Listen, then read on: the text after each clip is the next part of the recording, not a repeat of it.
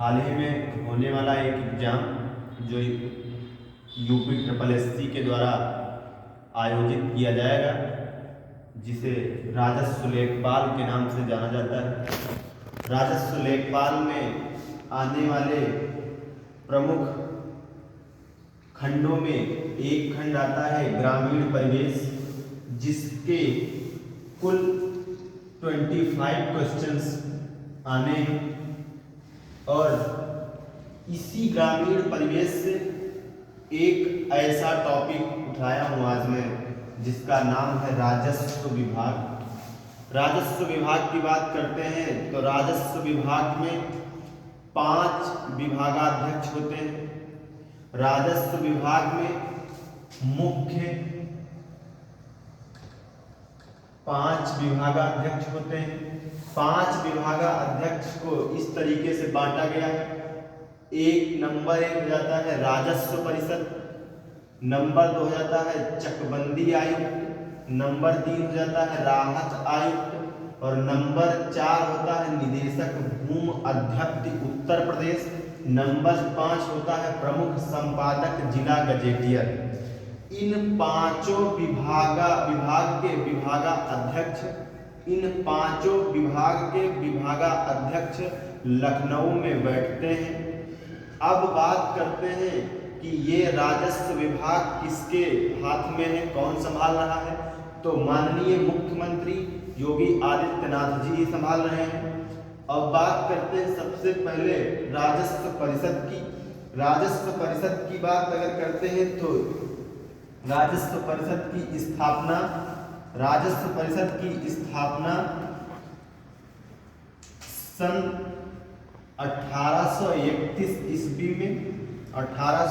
ईस्वी में इलाहाबाद में, वर्तमान में जिसे हम प्रयागराज के नाम से जानते हैं, इलाहाबाद में हुई थी। राजस्व परिषद की स्थापना 1831 में इलाहाबाद में हुई और राजस्व परिषद जो है ये माल गुजारी से संबंधित सबसे बड़ा न्यायालय है उत्तर प्रदेश का।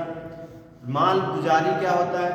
माल गुजारी जो जोताई और बुआई करने योग्य भूमि है, जुताई और बुआई करने योग्य भूमि के का जो टैक्स होता है, जो कर होता है, उसी को हम माल गुजारी कहते हैं। माल गुजारी संबंधी विवाद का सबसे बड़ा न्यायालय राजस्व परिषद है। राजस्व परिषद का जो अध्यक्ष होता है वो हमने पहले बता दिया कि लखनऊ में बैठता है।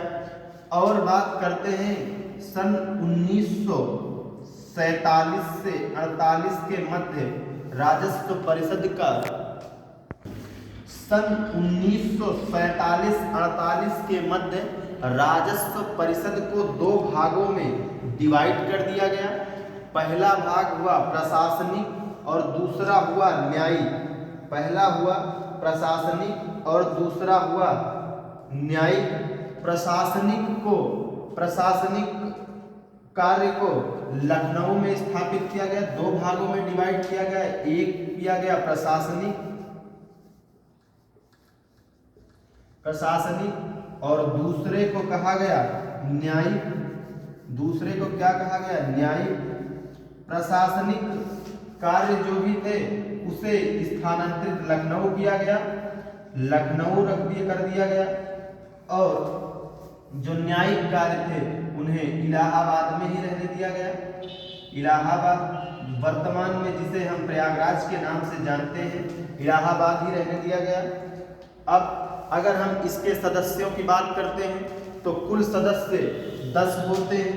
कुल सदस्य इसमें 10 होते हैं। कुल सदस्यों की संख्या 10 होती है, जिसमें एक अध्यक्ष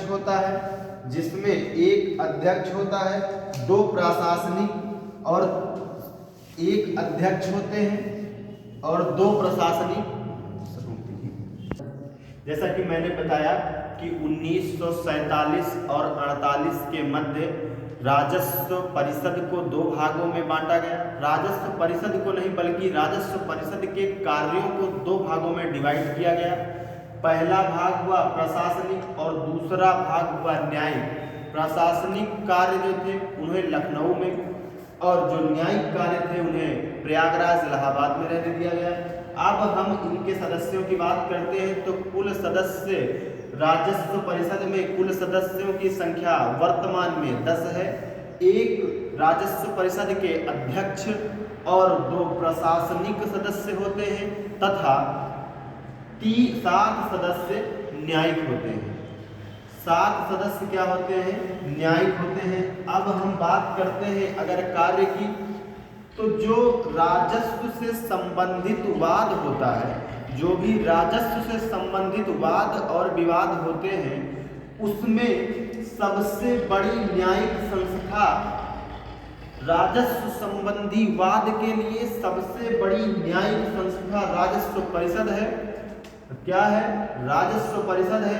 अर्थात राजस्व परिषद का जो निर्णय होता है वो इससे नीचे जितने भी विभाग हैं उनके लिए उच्च न्यायालय के निर्णय के समान माना जाता है।